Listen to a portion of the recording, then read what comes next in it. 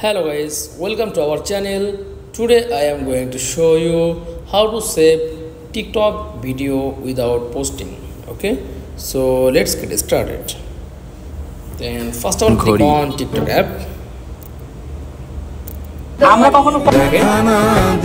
Hey Preeti. Choose any video.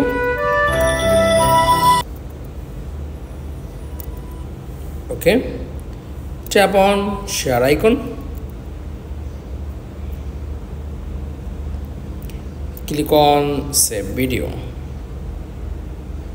Okay, then check gallery, then photos, and download save TikTok video without posting. That's all. Thanks for watching. Please like, comments and subscribe. Thank you.